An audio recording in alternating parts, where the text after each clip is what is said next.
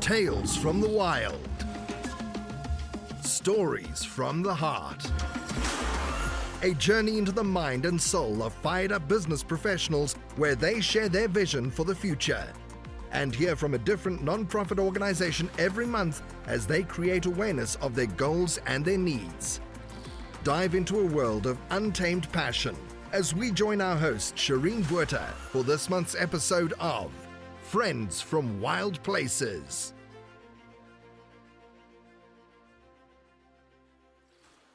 Hi, good day, goeiedag professionals. Shireen here. I am your virtual bookkeeper and QuickBooks advisor from Shireen's Bookkeeping Services. Did you buy secondhand machinery for your business and need a couple of new parts to get it running smoothly? Or did you buy an old truck for your business that needed a new engine? Those are fixed assets that need to be added to the books, but the amount you put on the books is after all the fixer-uppers that get your asset to the intended purpose. Not your purchase price of the asset, but rather the price after all the costs before it becomes useful in your business. For more tips and tricks, call Shireen's Bookkeeping Services today. And if you want to know more, go check me out at www.shireensbookkeeping.com and take one step further and hire me as your bookkeeper and keep your books clean. Awesome. Well, welcome everybody. Thanks for listening in from anywhere that you are. I appreciate all your support, and I'm very excited to introduce my co-host to you today. It is Rick Copley. Welcome, Rick. How are you doing?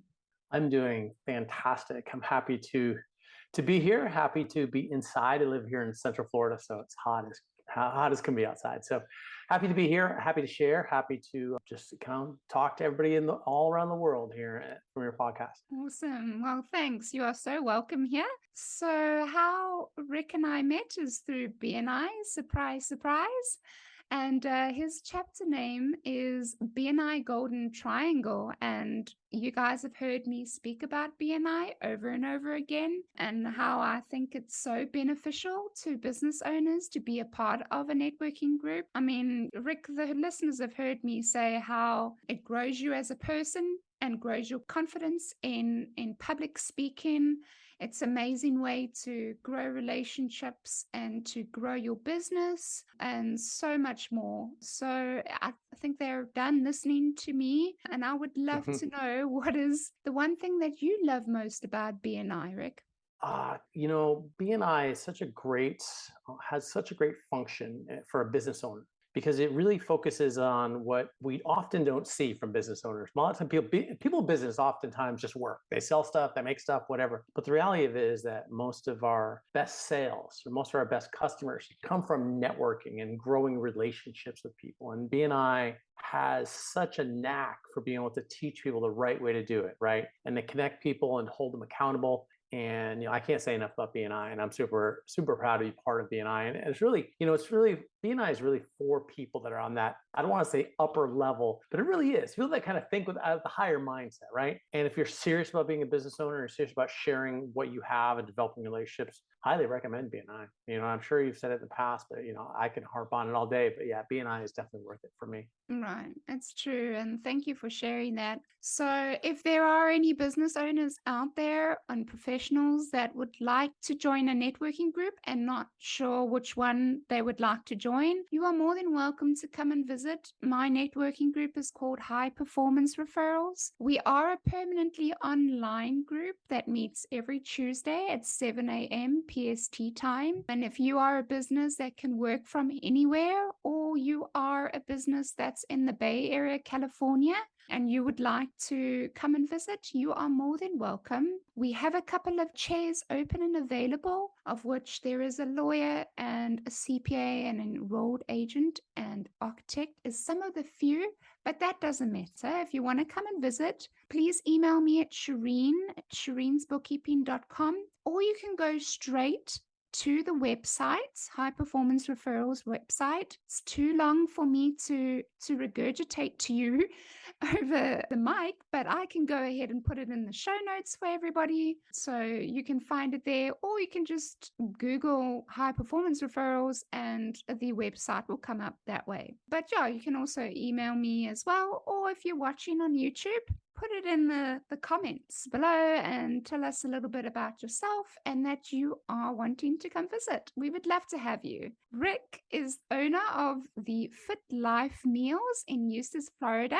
So I'm excited to have him on board with me today. And I most importantly would love for everyone to hear his story. And he's going to definitely share now. I just want to start off with an awesome quote that I read the other day. And I thought it would be quite applicable to many of the things we're going to be discussing today. And that is, success consists of going from failure to failure without loss of enthusiasm. And that's by Winston Churchill. So I'm excited to hear your story, and I'm sure the listeners are as well. So Rick, please let us know from the background of how you got to where you are and you opening the business and the ebbs and the flows that went with that to where you are today. Go ahead, share with us. Lots of failures and not a lot of loss of enthusiasm, right? So, I guess a lot of people when we're younger, right? We feel certain things and we go in certain directions. One of the things that I always did is I was always an athlete and I always wanted to compete. And I was like, I got drawn and pulled into that, high school, college, all that. That's kind of like for me, that's a fitness, it's a personal, it's what I like to do. From a work, right? We all had, when we were younger, we go get a job, right? I worked at Pizza Hut and various other places, sorting mail. We have to make money. And so for me, as an athlete, I was drawn to compete that's my physical thing. When it comes to working, I was drawn to wanting to lead or wanting to kind of do my own thing. I didn't know what that was when I was younger, but I did have a father who was a mentor of mine, an amazing man who was a business owner. And I saw him as a business owner, and I always kind of thought like that was a good lifestyle. I enjoyed the process of seeing him work hard to earn and at times struggle because it was his responsibility, right? And so that was kind of always what I felt I was going to do. And so I tried different businesses when I was younger, had many businesses. I tried to open a gym. I did open a gym. I tried to buy another gym. I opened a gym, did various things, started a painting business. All the businesses that I had when I was younger, meaning before I started the one I have now, I don't want to say they all failed, right? Because that's not, you never really fail. You learn, you have experiences, but I didn't have the level of success that I always kind of envisioned for myself. And I kind of always had to start over, which is fine. And I certainly didn't think when I was younger that at 49, I'd be washing dishes all day Saturday. And as I was explaining before we started recording that I've been washing dishes and cooking food all day today because the business I own, the Fit Life Meals, set every record that we keep track of for our delivery, our meal orders and deliveries, everything this weekend. So it's been a crazy hard day, and tomorrow is going to be even harder, but that's okay. I'm totally fine with that. I love washing dishes all day. Awesome. But, I opened a gym here in Florida a good number of years ago. Love that process. Love being a gym owner. But the kind of gym that I owned, it was called a boutique gym. So basically what it was, a higher membership fee, less members, more service. It's a great philosophy. It's a great thing. I loved it. It's just super hard to kind of make money with this, something like that. So we were kind of always struggled a little bit financially, which, I've never had like a high lifestyle expectations, right? I was never into big cars, big trips or anything. I was perfectly fine. I was loving my life, coaching people, doing all that. That was great. So my wife and I owned that gym together, but there came a time when the gym wasn't paying the bills. And you never had that experience. I'm sure everybody's had that. And talking to the audience, we've all had that time where like, okay, we're doing something, but it's like, is this working for us? Don't we want more, right? Yes. My wife, Teresa, so we've been married for almost 11 years now. My wife, Teresa, loves cooking and she always loves meal prep. So I can remember, night after night, we go to the gym, we do our thing, we teach class, we work out, driving home. She was always on her phone, just trying to find recipe, like looking up unique things to make. right? Because she loved it. She loved cooking, loved doing all that. So one day, one of our friends, matter of fact, a former business partner in the gym, said to Teresa, hey, could you do me a favor? She's a teacher. Could you make me lunches for next week? I'll pay you $50. You make 5 lunches for me. Teresa flew into it headlong. She loved it. She planned it, designed it, made great, got these containers, and it was great. And we thought about it. And I've always been a business entrepreneur. I'm like, I wonder if we could do this as a business, right? But this was 2014. I think it was 7 or 8 years ago. And so that kind of idea was in our mind, but nothing happened. So fast forward to 2018, early 2018. Financially, we had another business that had done well, but wasn't doing as well. We were in a position where, and again, talking to the listeners out there, who's had to do this, you got to get a part-time job, right? Kind of fill the bill, pay the bills. And that's what Teresa had to do. Right. So she was cleaning carpets for a friend of hers. And at first it was just a few hours a week, but then after a couple months, it was almost full time, and she hated it. So we got to a point where we say, okay, remember the meal prep thing? Let's do it. So we had a moment of hey, let's pull the trigger and let's get it done.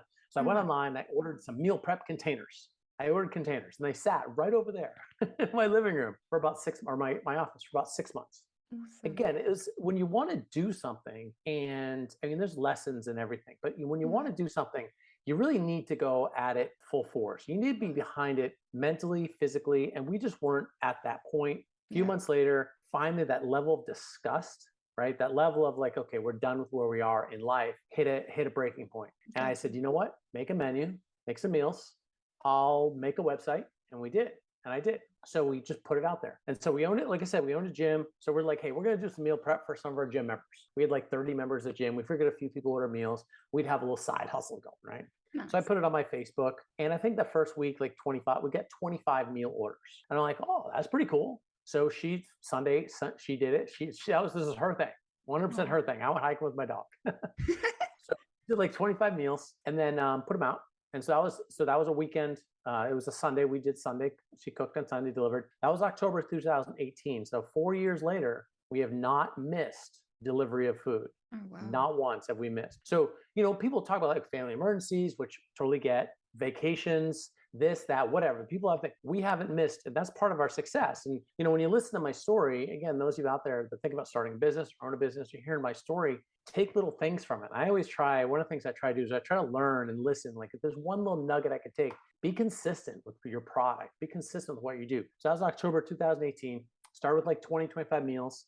Next week, we made a new menu, a few more meals, week after week, more meals, more meals. Now, after a month or two, we're okay, let's do this right. So we went, did the process of the business license. We found a place to cook, a commercial kitchen to use and rent, and et cetera, building, learning, right? So we didn't start with an idea of having revenue of, $6,000 a week, right? Which is our max week. And that was this past week, or $20,000+ a month. We didn't think about that. We were just hey, we did 20 meals this week. Let's do 25 meals next week. Let's increase. So we got to a point where we were getting more efficient, learning as we went. Again, there's no manual for hey, let's have a meal prep business that dominates your region, right? Let's start it out of your home and let's kill it. There's none of that. So we just kind of took it one step at a time. We figured out pretty quickly that we had a service that people enjoyed, right? And so we focused on customer service, doing a really good job with customer service. I'm one of those people that knows a little bit about a lot of things. I've always been an entrepreneur.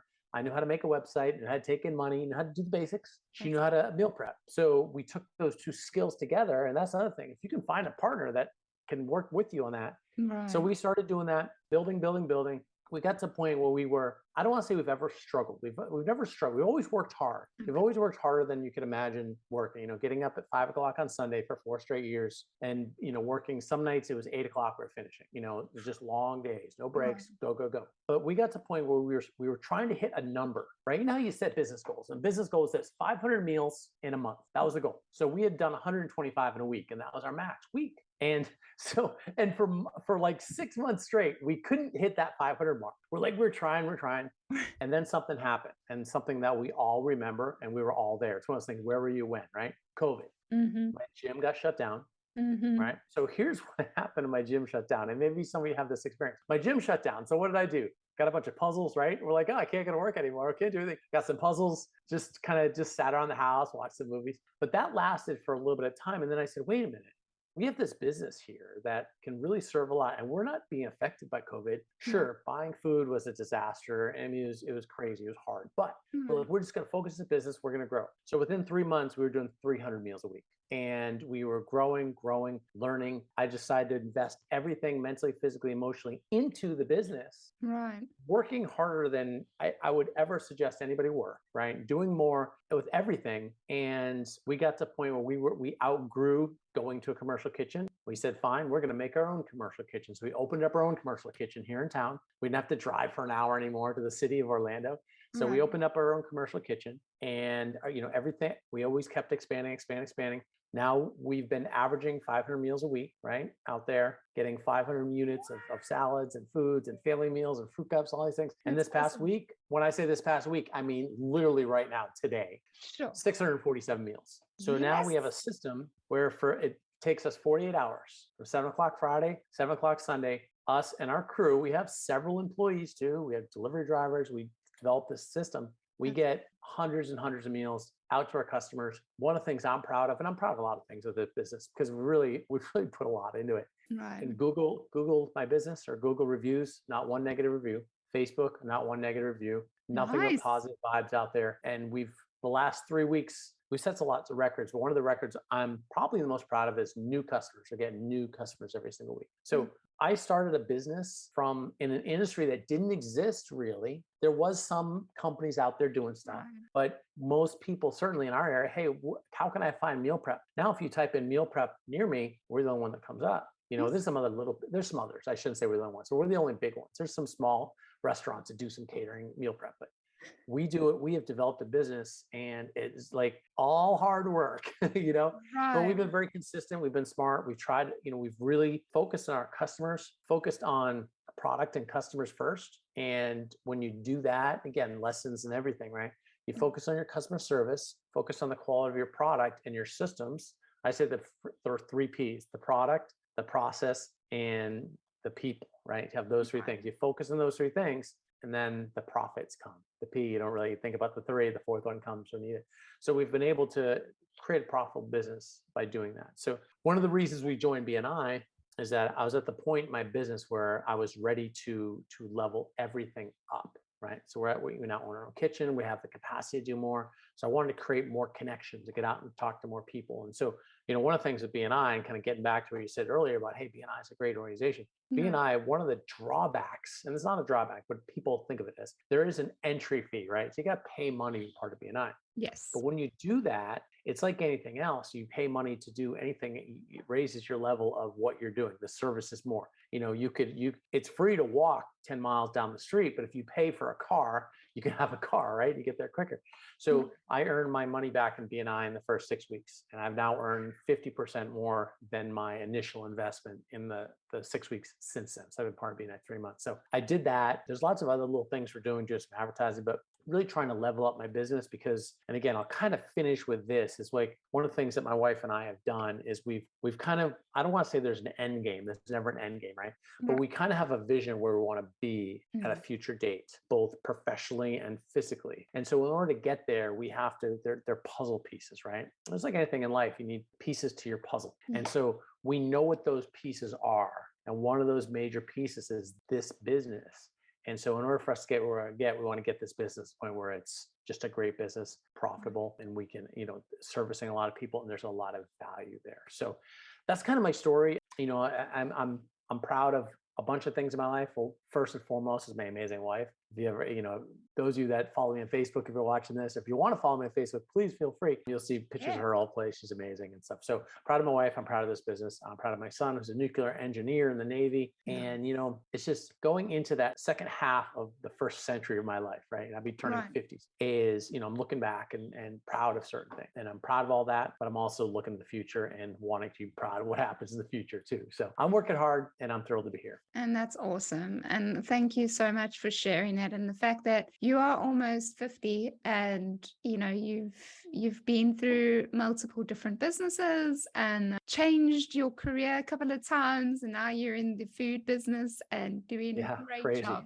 Crazy how that works out, right? It's fantastic. It's such a victory story. And I like that. And the fact that you had to go through a couple of failures, and failures are not a bad thing. They are lessons learned, and you just started using them as stepping stones, and then get to the next one, and here you are. So thank you for sharing that with me. I wanted to know the difference to you and the other food prep businesses that are out there. That is it. That's a wonderful question. The answer is a little weird because I don't know. So that's the answer, because here's why. The best way to develop your uniqueness in your product or service is to have uniqueness in your product or service. Right. If you look at other people and what they're doing, then you're all of a sudden, you're second guessing. So you're looking at meal prep company down the street going, wait a minute, they have whatever, maybe I should have that, right? Now, don't get me wrong. We look at other companies, right? Like we see, okay, like when I went to a CrossFit competition out in California a few months back, and there was a meal prep company that sponsored the event. We're like, oh, we're going to order some meals, right? Yeah. And so one of the meals that they had, we just copied. We told them like, hey, we're going to copy this meal because it's great. And it's one of our more popular meals now. So we do look at things like that. But I can tell you that like, when I look at, there's a couple of bigger companies in the area, I know they exist. We were at another competition, bought food from one of the other ones. We know they're there. We tried them. It was great. So we see some of the things, but I don't want my business to be compared to other businesses, nor do I want to look at what they do and say, oh, I'm going to do that better. What I'm going to do is I'm going to give, it's like the old adage, right? Have you ever heard this, right? Like, okay, raise your hand as high as you can. And then you say, well, raise it higher. It's like, wait a minute. I thought you were supposed to raise as high as it could the first time, right? Right. So what I want to do is, and I actually did a training on my Facebook about this recently on my YouTube channel, is not reach my potential. Right. And I think that's a mistake a lot of people make in everything. Here's my potential. Like I talk about weight loss. My weight loss goal was this, right? It's like, okay, what if you reach it? I don't want to reach my potential. I want to continue to strive towards my potential. So I want to have a business like, okay, I'm doing 647 meals a week. There was a time when, and that's kind of how we measure a meal unit is like a fruit cup or a family meal. It's just a unit, right? It's how many labels I make. That's how I printed 647 labels. But there was a time when we had just hit 100. We're like, whoa, 100. And we threw out the number 200. And my wife and I, at the time, I think it was just us. I may have had one person helping us, but we can't do that. 200 is too many. We're going to have to, there's just too much, right? Right. So there's always there's no, like if we would have said back then, okay, 300, that's the max we could ever do. That's our potential. I never want to look at that. And you never should look at that. You should always say, okay, when people ask, how many meals can you do? More. We could do more. And so that's what we're always kind of looking for. So if I'm looking, okay, this company's doing 1,000 meals, this company's doing this, I don't want to see that because that's not me, right? I want to just I look at my business and I want to stand out from my business. I want to better myself. So I want to look in the mirror and say, okay, I want to be better there. So again, I always focus, and I think all businesses are different, but we all have this. We all have people, right? So we all have customers. We all have a product or service. And we all have a process. We all have systems. And I'm always looking at those things. And I don't do it with blinders on, Shireen. Like I kind of do. I kind of don't. Like I don't do it with blinders. Like I'm just going to do my thing. I'm not going to care about what anybody else says or does. Right. But in a way I do, because I want my systems to be better.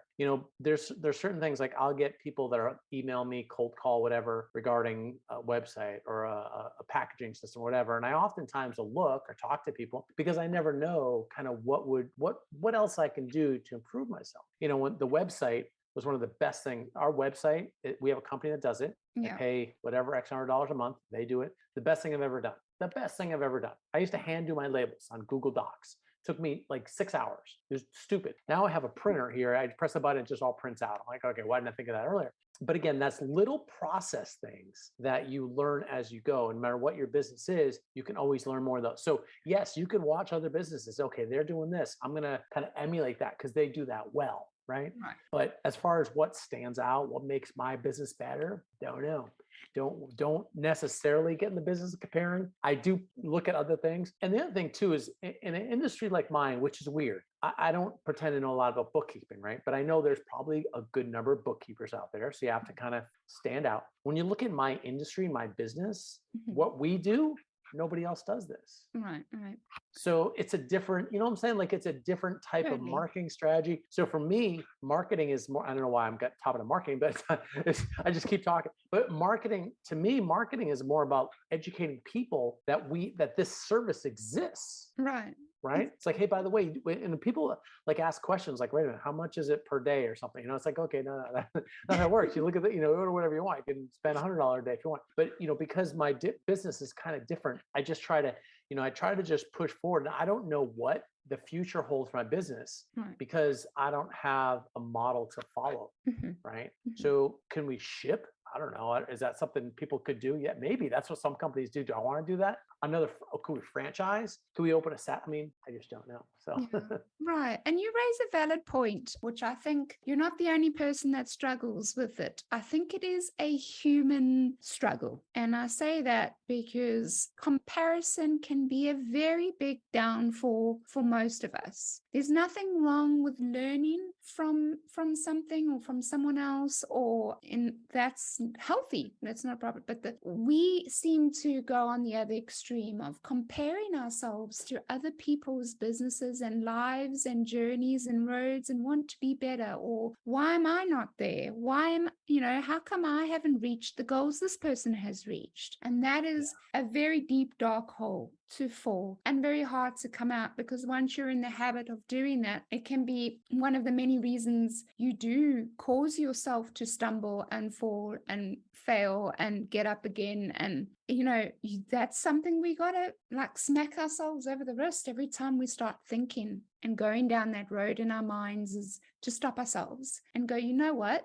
I'm on a road that no one else can walk. My road is very unique to me, and I'm happy with that. And I will take responsibility for this road because I'm the only one that's capable of walking it. And I cannot walk so-and-so's road. I can't walk your road, Rick. It's not possible. Your road is not meant for me, but your road is meant for you. And we need to accept that and make peace with that. And that's actually exciting, knowing that your road is built for only you, and embrace that, So what is one of the greatest lessons, Rick, you have learned in starting your own business?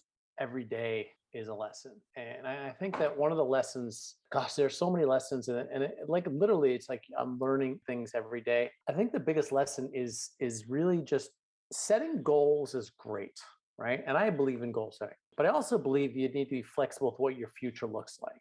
So when I was in this business, a year ago, I didn't know where I'd be now. So I think the biggest thing, that regardless of where you are, you have to be flexible with where you're going. And I think the biggest thing, and I said a little bit earlier regarding our numbers, and it's kind of what we keep track of, our meal numbers. We always want to be a little bit better. And I think the biggest lesson there for me is learning how to do that and just to be a little bit better all the time. And so there was a time, and I remember, okay, here's where I want to be. But then I started thinking, you know what, I'm just going to work the process, work the system, spend time. One of the things I talk about when I do lives and stuff, I talk about weight loss and things like that, taking responsibility. And it's like the results, let's look at weight loss. And this one, it's an easy metaphor. The side effect of changing your lifestyle is going to be weight loss, right? If that's your goal. Instead of focusing on weight loss, say I'm trying to lose weight by doing X, Y, and Z to lose weight. Focus on the process, and then the side effect is going to be weight loss. Same thing in a business. So if you're looking, so instead of saying, hey, I want to make whatever, $100,000, instead of focusing on that, say, okay, today on Monday, I'm going to send out my reminder text to my new customers. On Tuesday, I'm going to send out so you have this process. Focus on the process, and then the rest of it's going to kind of come in line, and be flexible with what happens at the end of the process. So that's kind of one of the bigger things I've kind of learned how to do, is really just hone in on that process. The people, the products, the process. Hone in on the process. Hone in on really focusing on the people. And, I could say people, products, process, profit, right? And I never include the profit part, because that doesn't matter. And that's not something you can affect, right? You can affect a thing. You can talk to more people. You can improve your processes. You can make sure your product is top of the line, right? You can focus on those things. We had an issue today where we're trying to remember exactly. It was one of the, our employee, our helper was like, I have 2 extra things of peanut butter. I'm like, well, why do you have 2 things of peanut butter? Well, they're supposed to go in the waffles, right? Like, oh, shoot. Well, it's like, well, go find them so that you can make sure that they get them right, So I want to make sure focusing and getting those things right. So that's when you talk about lessons and whatnot, every one of our businesses is different. But for me, the end of the day, the most important lesson I've learned is to really focus on those things, and then profits, which is obviously the goal, is the side effect of all those things. Does that make sense? Yes, 100%. Yeah, no, that's awesome. And the last thing I just want to chat about as well is being a business owner and listening to your long days, 13 to 14-hour days. I mean, I'm assuming it's 13 to 14-hour days, and I can relate to that because being in aviation, we used to work 13 to 14-hour days. And it's great to be busy. It's great to be working hard, but you also need to look after yourself and take the time to refill your tank, because you can't give from an empty tank. So, Rick, what is one of the things you do to refill that tank? And there was a time earlier this year, I think I worked 65 straight days. Was it 65 straight days? And it was just because, and I get up, I work, right? That's what I do. I get up and I work. And so the way I look at it is that for me, and I've gotten much, and that was really just, I had a side project I was doing. When I want to finish something, I can work hard. That's one thing I never accused me of, is not working hard. So I look at it from a micro and a macro sense. Okay. So every day you need to have some sort of way to kind of detach, right? One of the biggest problems that people have is that they detach too much, right? Or they detach in the wrong way. So we start doing things that are going to negatively impact us. People like smoke and drink and do stuff like that, overeat because they're stressed, whatever. And that's not what I'm talking about. I'm talking about just detaching. So what I'll do every night, my wife and I do this together every night. We watch TV. And so we just kind of step back. It's no work. And I work out too. So a couple weeks ago, I had someone that was like, really want to get a hold of me. And they were sending me messages on Google My Business and on Facebook. I mean, just all these messages calling me. And I'm like, I'm working out. I'm not going to answer any of those things while I'm working out. But I do work out every day. My wife and I watch TV every night. The other thing we do is we've been doing this more this year. We didn't do vacations for a long time. I think it was like 7 years, no vacation. But then we did a couple of vacations. Now we're going once a quarter, and we live in Central Florida. So we're in the Orlando area, and we're driving up to North Georgia. As a matter of fact, I think my wife is doing it right now. She's planning our next trip. But every 3 months or so, we go up and stay in a cabin, just detach for the week. Because we do our work on the weekends, we can never go away on a weekend. And when we do, it's a disaster because it's just too hard to do. So we go away like Monday to Friday, but we go up to the cabin, take the dog, do some hiking. I work a little bit because, there's always kind of some little things to do, but yeah, just kind of detach, sit in the cabin, look at the views, enjoy the weather and stuff. So that's kind of how we detach in more of a macro standpoint. But micro, I work out every day. And I watch a little bit of TV every night, but yeah, and the rest of the time is filled. And as a business owner, and this, like you kind of, if you allow it, work will kind of seep in and fill every nook and cranny of your life, And so I try to have those little moments. The other thing I do is that I don't respond or do anything at night. Like my phone is always off. Like you cannot call me at 2 o'clock in the morning because it doesn't matter. The phone is off. My phone's always off anyway, but you're still going to call me. So I detach overnight. So once I'm in bed watching TV, I'm dead to the world until I get up at 6 o'clock in the morning. Oh, that's awesome. That's awesome. Yeah, thank you. I mean, thanks so much. It's so good to hear that because I think it's very important to voice that.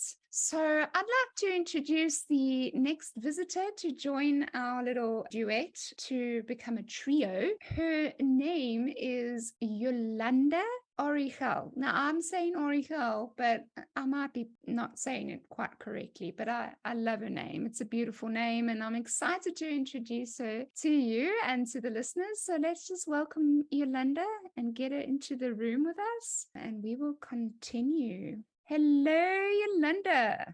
Can you hear us? I can.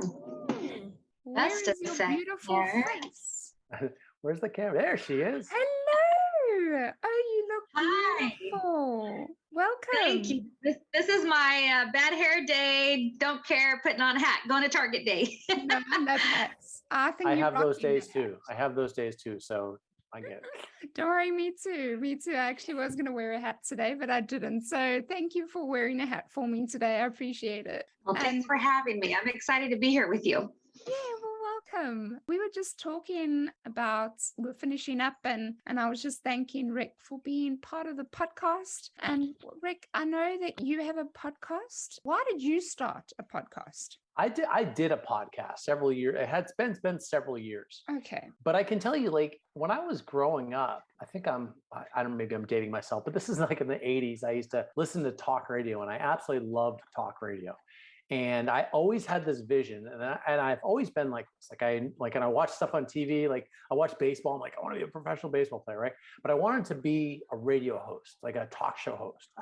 And this is this is decades before podcasting was ever invented. And then when podcasting came out, I'm like, that'd be kind of cool. And so I set my sights and have my own podcast. And I did over 120 episodes, I believe. It was called the Fit Life Podcast, of all things. And now my business now is called the Fit Life Meals. But yeah, I did that podcast for a couple of years, did like 120 episodes, but it kind of ran its course.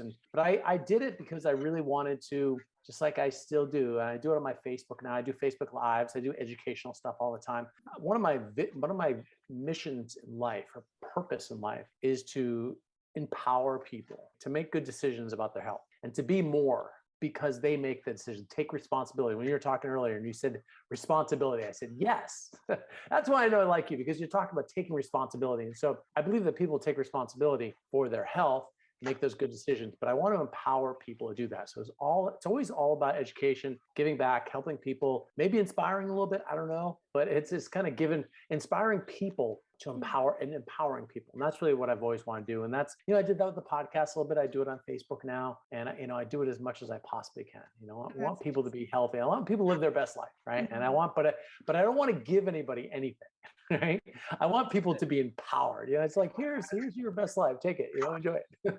I want people to give people the tools they can build their own house, right? Instead of giving them their own. Right. So, that's why I brought Yoli on with us just before we move on to you, Yoli, talking about podcasts, because I know you want to start your own. And since Rick has had a history of doing podcasts and you're on this one now, I wanted to bring you on because we're talking about podcasts. And so I would love to talk about Buzzsprout. Today is a great day to start your own podcast, whether you're looking for a new marketing channel, have a message you want to share with the world, Yoli, blink, blink, wink, wink, or just think it would be fun to have your own talk show. Podcasting is an easy, inexpensive, and fun way to expand your reach online.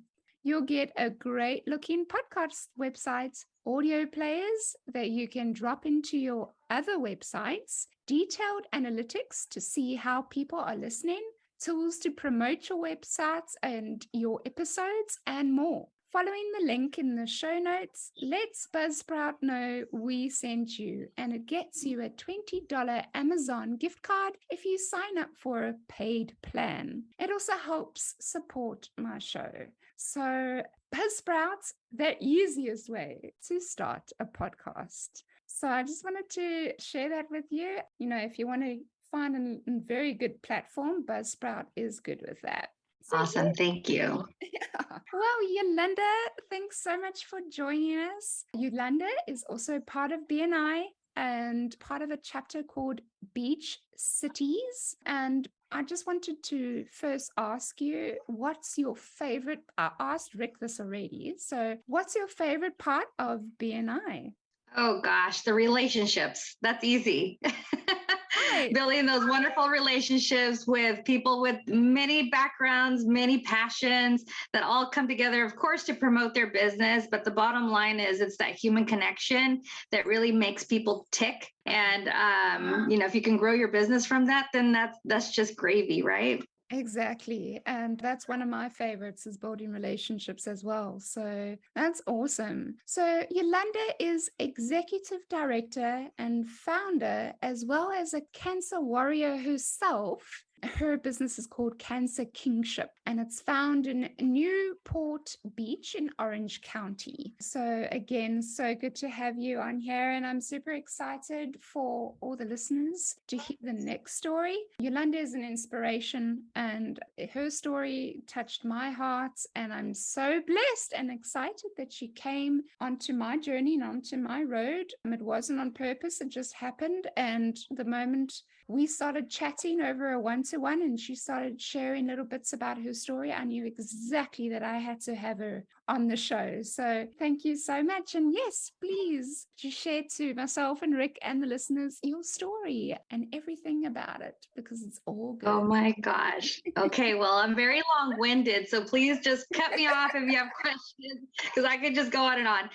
I always start my story by sharing the family side of cancer and how my family has been deeply impacted by cancer. I always start there because that is like the dark elephant in the room that has deeply impacted our family. And then from that, a lot of beautiful things have come from it, despite feeling a lot of loss and sadness and grief. So my story started really when I was 6 years old and I heard the word cancer for the first time when my mom was diagnosed, and she was in her 30s. She was like 36 when she was diagnosed, and she battled it, woman of faith, did everything that she could to stay alive. Unfortunately, the cancer spread. She passed away at the age of 42 when I was 10. And my father, bless his heart, raised 7 crazy kids on his own. 7. And so, we are a loud, rambunctious bunch, and my father's a musician. We always had music and, a lot of joy in our home, but losing my mom really affected us deeply. And we really did lean on our love of music to kind of get through, and leaned on the family. Like the kids were each other's babysitters. My dad worked his tail off, and we powered through. And so fast forward, when I was 31, I was diagnosed with stage 3 breast cancer, found it on Thanksgiving Day. I was getting out of the shower, I was drying off, and I felt this sharp pain in my breast that made me hold it, like, oh, what is that? Wow. And that's when I felt the lump, and I was like, oh my gosh, this is cancer. Like immediately in my head, I didn't think, oh, it's not, possibly, maybe it's nothing. No, I was like, this is cancer. Mm-hmm. I just now need to confirm it. Because like Rick just said, like empowering, like knowledge is power. So for me, I didn't want to shy away from it, didn't want to cower. I wanted to know what it was that I was dealing with that would cause this pain. Like it caught my attention. Now let's do something about it. So within a week, I went and had a primary care physician appointment first. And then he sent me to my very first mammogram ever. Because I was 31, too young to get like the regular mammograms and an ultrasound. They both confirmed that I had advanced stage cancer. And then, then I freaked out. Of course, I was scared. I cried a lot. And then the worst part, though, wasn't even finding out. It was telling my family. So, it's hard breaking people's hearts, especially my family, knowing how scared they are of the word cancer, especially my father's. So yeah, that was like the biggest battle I've had to confront. The biggest thing I've had to confront in my life was cancer. Chemo, radiation, bilateral mastectomy, lots of surgeries, lots of cancer treatment. But here I am 15 years later. So that's the story that I tell. It's like, yes, the most horrible thing happened 15 years ago, but here I stand. And if I can overcome it, so can you. But it obviously it didn't happen magically. It just a lot has gone into the survival, more than just the cancer, life itself, like what happened after, which I can talk about later. Yes. Yeah, 100%. Did that lead up to you starting Cancer Kingship? Getting cancer, defeating it and going into remission is one thing, but it's the life after that impacts people that have suffered from cancer. It doesn't end there. So what triggered you? Something triggered you to realize that this is what I want to do and I'm going to do it. Sure. So it was actually 2 things. So when I was 1 year post chemo, when I was done with cancer treatment and I was on my healing journey, my breast surgeon, bless her heart, asked me one day, hey, I have this wonderful young lady who is about your age, and got diagnosed, is really scared to take the next step to say yes to treatment or yes to surgery. You're doing fairly well. Can you just tell her your story? I was like, sure, I'll connect with her. So we met for coffee and we laughed, we talked, we cried. I answered questions, told my story. We were there for almost 2 hours. And the next day she called my doctor and said, I'm ready to go. And then my doctor called me and said, what the heck did you tell her? And I said, I just shared my story. And she said, I think that story may have saved her life. And she's alive and well today now. That kind of started my mentorship experience, because then my doctor kept calling me and then other doctors started calling me. And then before you know it, I was mentoring patients all the time and did that for many years while I fully embraced my life as a survivor, right? So I started doing like the races and wore the ribbon and really talked about survivorship differently because I was in love with my life. I fell in love with my life all over again after this was done, really appreciated my new life that I was given, the gift of life that I was given. So anyway, yeah. And so that's really what prompted and kind of opened my eyes to the importance of sharing your story, but never did I think that I wanted to start a nonprofit. Now, backing up, when I was 16 years old, I started working for a nonprofit, volunteering first for a nonprofit, kind of grew up in my nonprofit, which is a Boys and Girls Club in my hometown of Central California. And, grew up from volunteer to program staff to program director, interim exec. And then I moved to Orange County and stayed in the nonprofit sector. So I've been in the nonprofit sector for 30 years now. Wow. So I love this idea of serving your community, and we can truly support each other, and so many wonderful benefits come from linking arms and supporting community members. So I was already in that work, but I didn't think that I wanted to turn this mentorship experience into a nonprofit. It wasn't until my sister, who is, I'm the youngest of 7, the second youngest sister, she was diagnosed with metastatic breast cancer, and she didn't tell us for a year. So she did not have her support system in place. She lived up north, and unbeknownst to us, she was dealing with a domestic violence situation. She's also developmentally disabled. So all the big barriers in life she was experiencing while going through cancer. And then we found out she had cancer. I brought her here, and within 6 weeks, she passed away. And that loss crushed my soul, crushed my heart. I was so heartbroken over the fact that here I am, 8-year cancer survivor, mentoring patients, helping patients. They're thriving now, and we couldn't support and provide the resources to my sister. So I felt really guilty, and survivor guilt is something, let me tell you. It will take you down that slippery slope straight into depression if you let it. And I knew that I couldn't stay in that space, because I have a lot of family members depending on me. And, I knew that if I didn't address my own my grief, then, I would get depressed. Something bad would happen. So I started hiking, just moving, getting out of my home and connecting with nature and sweating it out, and trail running. I love trail running. Really just helped me kind of get centered and really look inward. And I started praying a lot. I am a Christian woman. I love the Lord. We talk all the time, the Lord and I, and really started asking, okay, Lord, then why did you save me? Why am I here? What can I do since I'm still here? And then I got another phone call from my doctor, and she said, Yoli, I have another patient for you. And I said, I can't do it. I'm so sad and grief stricken. This patient's going to need to support me. I'm a mess. And she said, I think you can do it. And who cares if you cry? You're here. Tell your story. Again, just tell your story. Lead with your story. And I said, okay, but if I start crying, this is going to be your fault, But I went, and I was very nervous. And again, I had this lovely conversation with this very scared young lady. And, it just kind of opened my eyes. Whoa, despite being so scared and grief stricken, I could still help somebody, and gravitating back to the story. So anyway, it was then that I started questioning, okay, well, what can I do with this? I'm asked all the time to support, to be a mentor. So could I create a formal program? Now that is my expertise. I know nonprofits.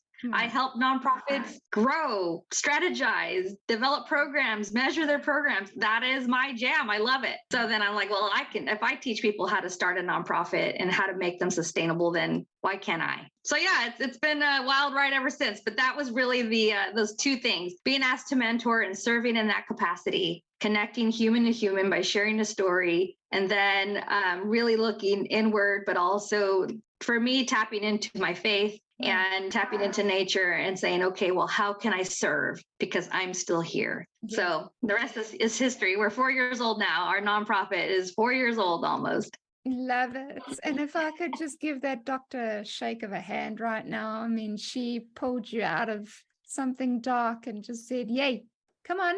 Yeah, there's patients that need you. Yes, exactly. Get to work, sister, is what she said. She's amazing. Her name is Dr. Carpenter, and she's our board chair. I shared with her the ideas that I had, and early on, when it was just a concept, a little seed in my heart, I told her, I'm thinking about doing this. What do you think? And would you be willing to serve as the leader of our board? And she said yes, and she's been serving for 4 years. That's fantastic. Yeah. I think that's great. I think, there's so much in that story that's just awesome and amazing. And, I think the biggest thing that stands out to me is that we get better inside by helping others get better as well, right? So when we give back to ourselves. It almost like everything we give out, comes back to us in by 10 or more, right? So yes. If you have like something in your life and you start a nonprofit, and I mean, it's not even like something big like what you're doing. If anybody out there can just do some sort of community thing, something to help out, Shireen's doing this podcast and she's putting this out there, and all kinds of people get to hear great stories, Right. and they're not paying, they're not giving her anything. She's not getting anything from it. But what she's doing is kind of giving back to the community, right? And so you're doing your nonprofit. We do stuff too where we're helping other people, and it always feels so good, right? And so I commend you on doing that. You've taken a negative circumstance, right? But you've turned it into a gift for other people. And I think that's great. I applaud you for doing that. And I'm definitely curious to hear more about what you've kind of started and what your organization does. Right. Sure. Well, what struck me also, and while I had been serving as a mentor, is that at the end of almost every conversation, the newly diagnosed cancer patient would then turn around and say, well, how did you start doing this? And how can I start doing that when I'm done? Like almost every single one of them. And, I want to help people too when I'm done. And so I think that gives them a sense of purpose too. Like it gives a purpose to their cancer. So that to me, I'm like, okay. So when I was praying and hiking and thinking about what to do, I kept remembering that question, how do I get to do what you do? I'm like, well, yeah, we need to create a program where we walk alongside a newly diagnosed patient with the ultimate goal of bringing them down this continuum of starting off super scared and worried, anxious, to this hopeful place where then they can now serve and walk along somebody else. And then that person can become a volunteer. It's just this cycle of hope. So if you look at our logo, it's Cancer Kinship CK, and it has these circles. And that is, I always talk about cancer being a tornado. So you feel like you're like thrown into a tornado and you're spinning around, but there's hope in that, or there could be hope in that mentorship experience. And so that's really where I spend the significant amount of time developing this peer mentorship program. It's called Cancer Connections. And that was the first program that we launched in 2019. So I did launch the org November of 2018. With help from a lot of people. It was like 100 volunteers before launching that I engaged, I spoke with. I had a business coach, several business coaches actually. I brought in a team here in my home. I was like, let's name this organization. I will feed you and give you wine, but let's name this organization. Let's figure out programs. Let's come up with a volunteer plan. And the idea just grew from there. And when the business plan was said and done, I think it was like 38 pages or 48 pages. It was very comprehensive. But I had this game plan. I had this roadmap. So anyway, Cancer Kinship launched in 2018, November. And then it took us a whole year to raise a little bit of seed funding, secure my board, secure partnerships, and just kind of start spreading the word a little bit that this was brewing, that this idea was turning into something. And then in October of 2019, I had a wonderful conversation with the CEO of my cancer center. And he's like, what are you up to? And I told him this idea, this nonprofit that I launched a year prior, and I'm trying to get it off the ground. And he's like, well, what do you need? And I said, I need 30 grand to quit my job and go. And from there, I'll keep raising some funds. Like I need a grant. I need a big push to get me going. Otherwise, I have to survive too. I have to work full time somewhere else. And this could be my little passion project. But if I really want to get this off the ground, this is what I need right now. And he's like, well, I don't know if I can find it, but let's see what we can do. And long story short, I ended up getting the grant. And that was like a transformational gift for us. It's huge. A startup little nonprofit got 30 grand from the health system. Like that was massive for us. And I felt really blessed that my own cancer center said, yes, I believe in you. Go for it. So that really got the first program off the ground in October of 2019. And then the other core programs, there's 4 total right now. So peer mentorship, we have a survivor empowerment and education program that really touches on workshops that are non-traditional for the most part, with a focus on mental health. I read this interesting study that said that if people don't address mental health, then it reduces their life expectancy by up to 61%. And also looking at suicide and cancer, and that cancer patients have a risk 13 times higher than the overall population during the first year of within diagnosis, even when treatment is working and even if there's a support system in place. And it all attributes down to fear. Right? Fear, mental health challenges, not having the coping mechanisms to overcome that fear. And so those 2 statistics really opened my eyes. And, I know how hard I fought to stay alive. So, seeing somebody reach their breaking point where they feel like they can no longer keep fighting or keep going or keep living, to the point where they're thinking about how to take their lives like that, we need to address that. And nobody's talking about cancer survivorship in that way. We look at cancer survivorship, we think pink ribbons and excitement. And yes, there's a lot of that, which is great. But, what happens to the people after they're done with treatment and they're left alone, and that's where depression comes in, anxiety, panic attacks, fear, worry, concern, all the things that create an inflammatory response in your body. Mm-hmm. And then now you're at risk for getting a cancer recurrence. And when it comes back, that's really when it could take you out. Let's just call it what it is. It's a death sentence for many, many people. So we don't want the cancer to come back. So my focus for cancer kinship is to address the emotional impact as a way to reduce cancer recurrence risks, improve their quality of life so that they can live wonderful long lives and thrive as a survivor. So yeah, that's what we're focused on. So empowerment, education workshops. And then because I like having fun, I always say cancer is dark and heavy and depressing sometimes. Yep. Such a big challenge. We need to bring fun back in our lives. How do we do that? And so it's by building community, bringing people together, people that have this shared lived experience of hearing the words you have cancer, bringing them together for fun, engaging activities. But I also say it's my sneaky wellness program, because at the end of the day, I want them to be active. So if we can get them walking, we can get them hiking, go to the beach, get some vitamin D, build community, reduce that isolation, then we're doing a good job in bringing fun back into their lives. And last but not least, this is the program that we launched during the pandemic because of the pandemic, is our community resource navigation program. Because for many, cancer is not the worst thing happening in their lives. Many of them are dealing with homelessness or risk of being homeless, not being able to pay the rent, keep the roof over their head, food scarcity, not having enough food to eat, not being able to put gas in your car. You have to decide, am I going to buy food for my family or put gas in my car to go to treatment? Am I going to, some of them are sleeping in their car. Some are dealing with domestic violence and scared. And so we have a lot of clients that come to us with these huge barriers that are preventing them from focusing on their cancer and cancer treatments,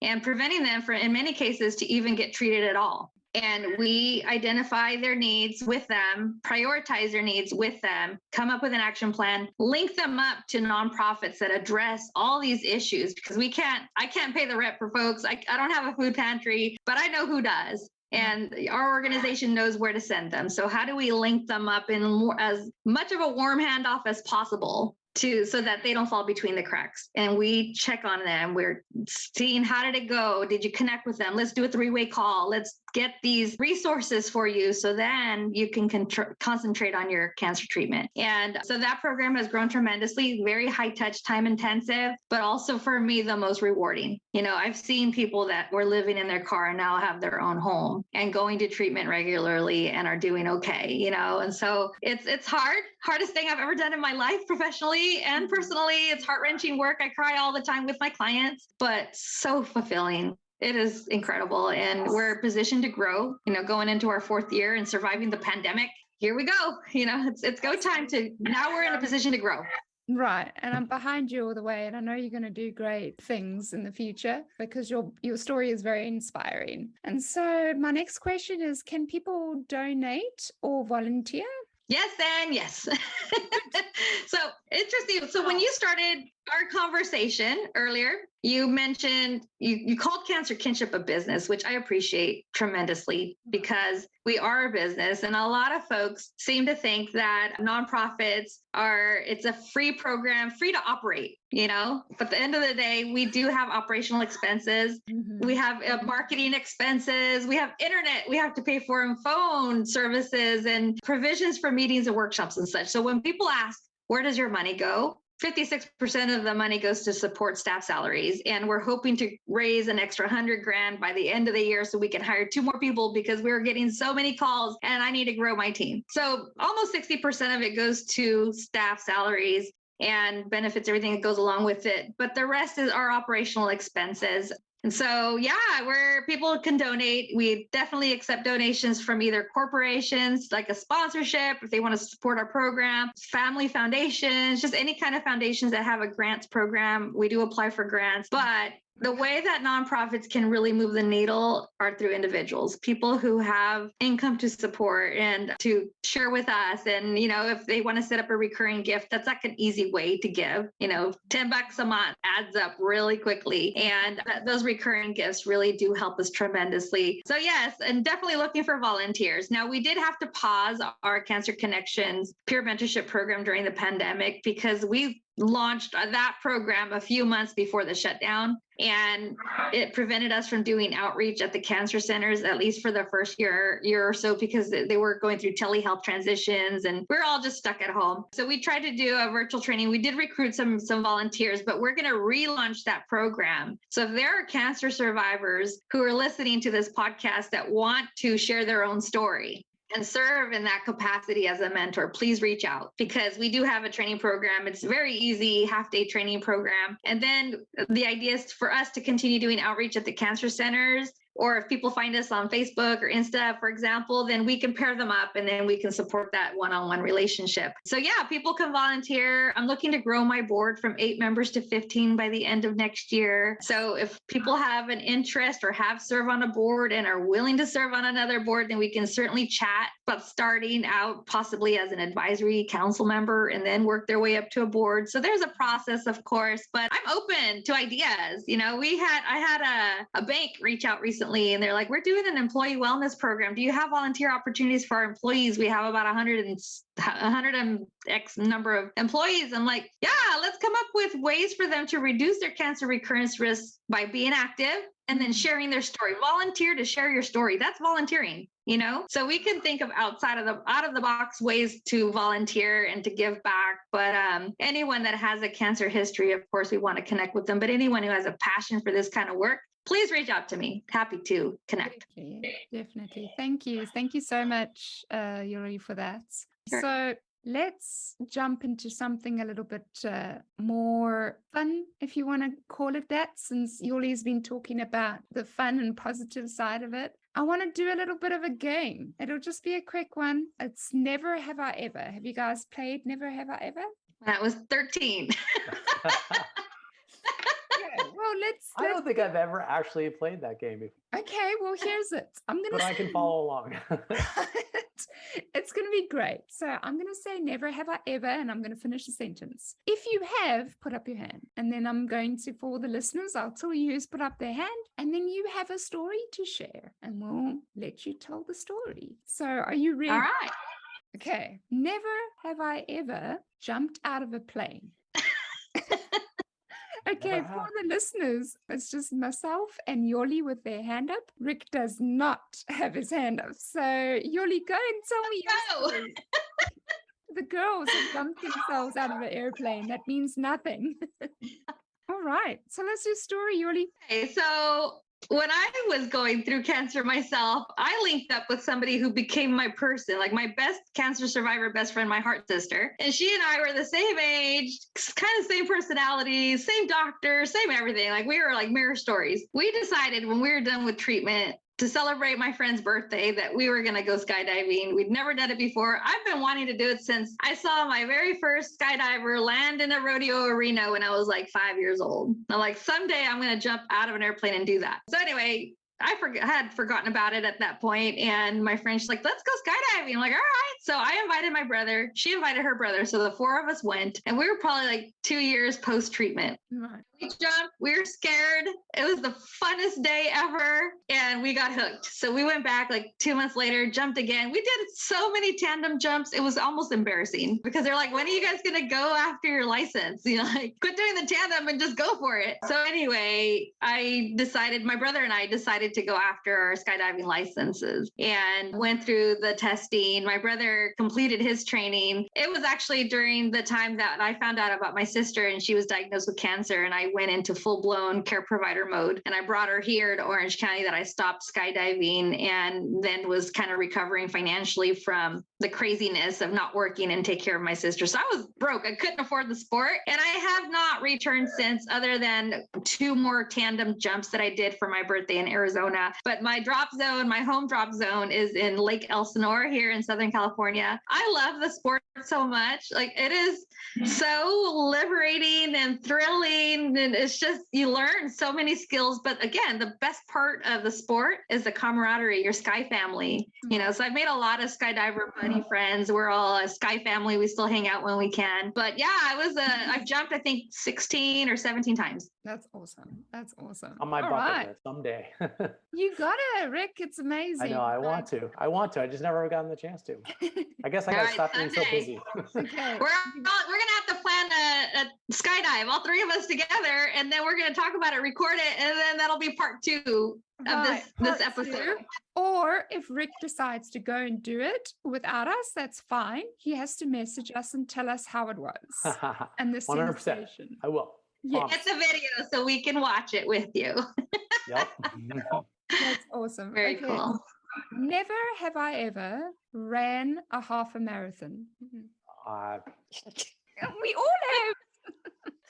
Rick, I've run many half marathons. Really? Tell us your story. I've actually, so I have a good half marathon story, and this is really, and this will be, and I think it actually has relevance to kind of our conversations. Yeah. So, and about challenges, right?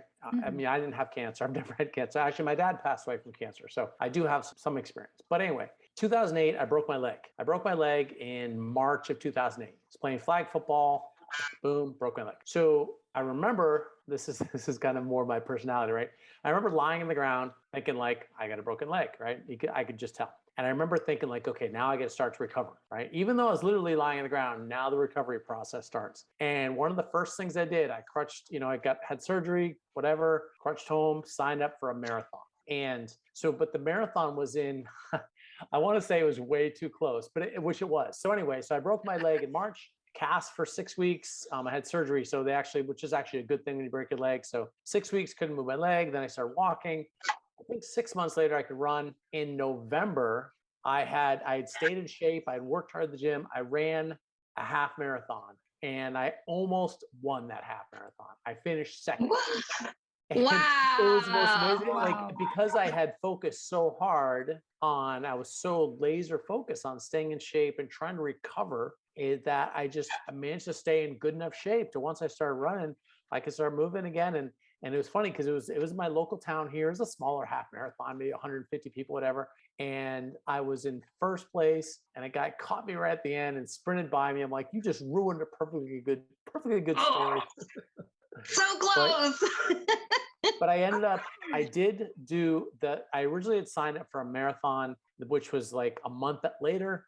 I decided not to do that because, I don't know, it's just a little too much. I was like, you know what, this is stupid. What am I going to try to accomplish for running a marathon? So I actually did a half marathon that day instead of a marathon. But yeah, so I broke my leg March 8th, and I ran a half marathon in November. Wow. So there you go. So that's an awesome story.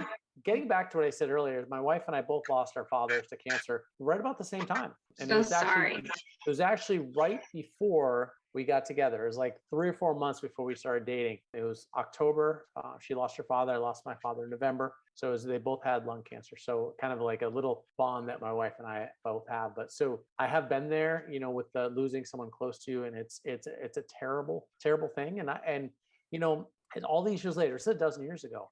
and it still impacts me. It still affects me. And so kind of, and when you're talking about what you do with trying to help people after having cancer and people having, high rates of suicide and depression and all that stuff, it is hard when you obviously have it yourself. When you lose someone, it's a very similar type of circumstance where something is just missing, and it's still to this day, it's impactful to me. Like, yeah, I think about it sometimes. It brings a little sadness, and even depression. It's like, oh man, you're missing something that was taken from you because of some random disease. And so it's definitely something that it takes a long time to process, and what you're doing and helping people is great. And I applaud you for that.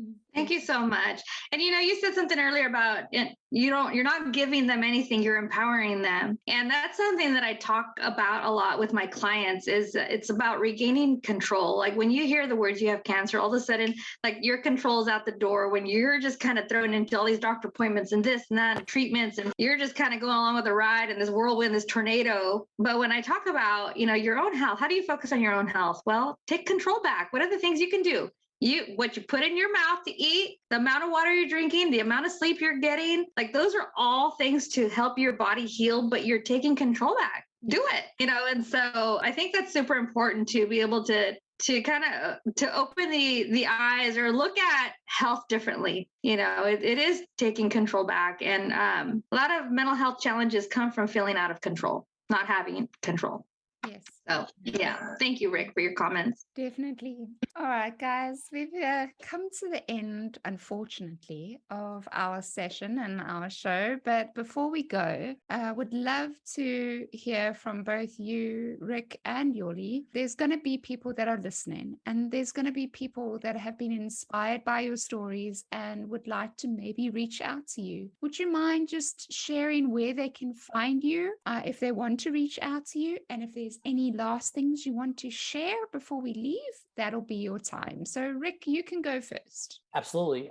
I have a website, therickcopley.com. I have a blog there. Basically, I put out content and all revolves around empowering people to be better in business and to be better in their health. And I always teach people that, we're talking empowerment is kind of a good theme for this whole talk, but your mindset, you need to have a positive attitude. You need to empower yourself by being responsible, taking responsibility for your health. Obviously, things like cancer are going to come, and there's nothing many of us can do about it. But what we can do is we can empower ourselves to get through it stronger by being stronger, being healthy, mindset, positive mindset, all that stuff, moving your body, eating right. All these things can set us up for success if something does happen. But that's kind of my final thought. If people want to reach out, I love Facebook and Instagram.